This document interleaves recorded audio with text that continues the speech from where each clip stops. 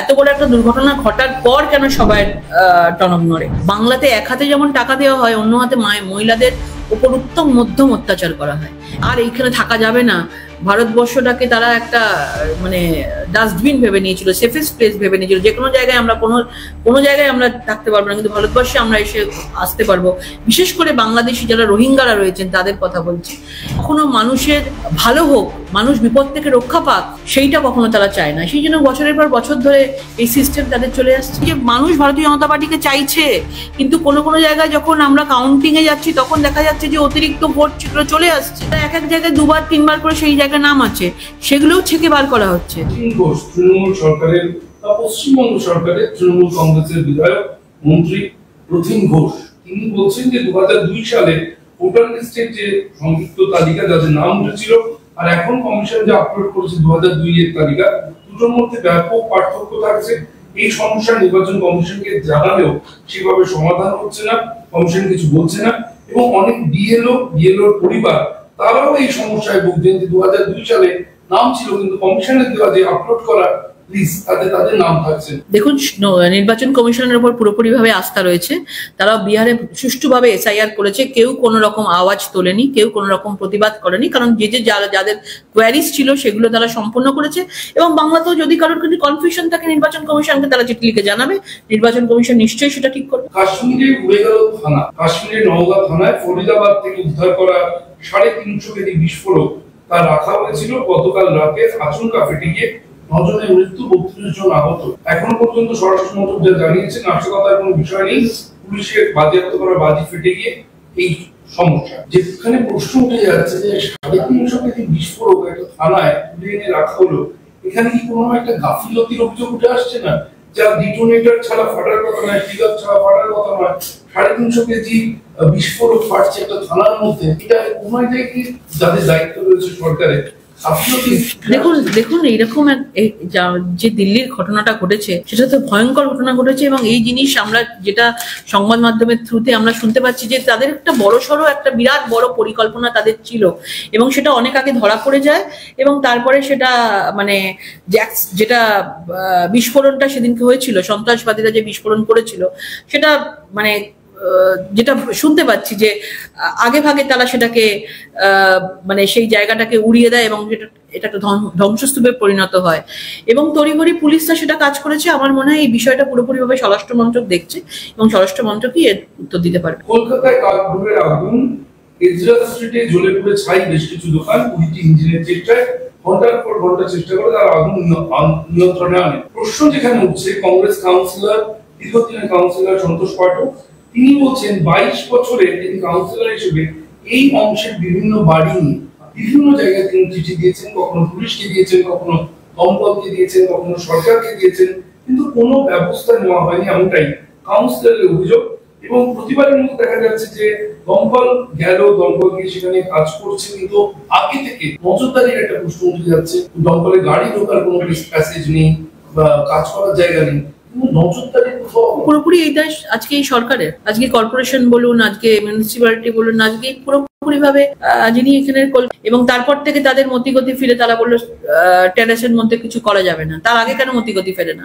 এত বড় একটা দুর্ঘটনা ঘটার পর কেন সবাই টনক নড়ে? এবং তার জন্য পুরোপুরি ভাবে এই সরকার দায়ী এবং এই পুলিশ প্রশাসন দায়ী, কারণ তারা পুরোপুরি ভাবে মানে টাকা বিভিন্ন ভাবে কাটমানি খেয়ে তারা এই জিনিসগুলোকে চালিয়ে যায়। তারা কখনো মানুষের ভালো হোক, মানুষ বিপদ থেকে রক্ষা পাক, সেইটা কখনো তারা চায় না। সেই জন্য বছরের পর বছর ধরে এই সিস্টেম তাদের চলে আসছে।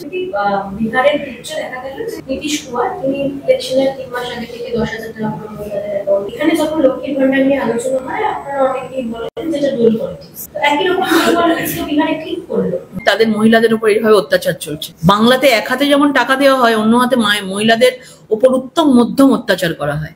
একের পর এক আরজিকরের ঘটনা মানে সারা দেশ বলুন, দেশের বাইরে যারা আমরা বাঙালিরা রয়েছে তাদেরকে নাড়িয়ে দিয়েছে।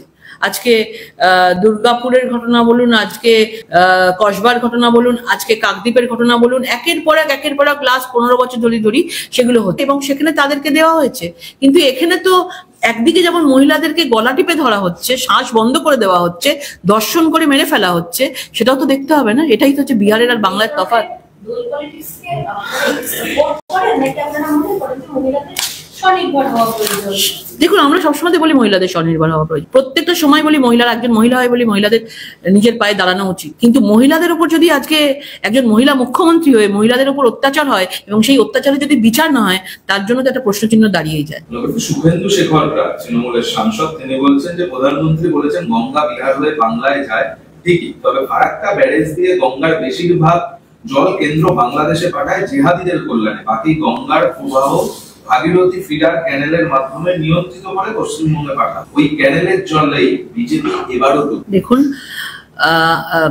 মানে কালকে প্রধানমন্ত্রী যেটা বলেছেন সেটাই আস্তে আস্তে সত্যি হতে চলেছে। গঙ্গোত্রী থেকে শুরু হয়েছে উত্তরাখণ্ডের পর উত্তরপ্রদেশ, উত্তরপ্রদেশের পর বিহার, এবং আপনারা জানেন উত্তরাখণ্ডে দ্বিতীয়বারের জন্য ভারতীয় জনতা পার্টির সরকার এসছে, এবং উত্তরপ্রদেশের পর বিহার, বিহার থেকে আজকে সেই বাংলায় এই আমাদের বিজয়ের এই আমাদের গঙ্গার সেই বিজয়ের জল আস্তে আস্তে প্রবাহিত হচ্ছে, এবং বিহারের পর সেটা বাংলাতেই ঢুকছে, এবং বাংলাতেও আমাদের পরের বার আমরা আশাবাদী, এবং আমরা পরের বার নিশ্চয়ই জানি যে আমাদের বাংলাতেও কিন্তু এই এত তৃণমূলের অ্যান্টি ইনকামপেন্সি 15 বছরের তৈরি হয়েছে, মানুষ এত বীতশ্রদ্ধ হয়ে গেছে, মানুষ রাস্তায় নেমে গেছে, মানুষ বিকল্প খুঁজছে, এবং ভারতীয় জনতা পার্টি ছাড়া মানুষের কাছে কোনো বিকল্প নেই।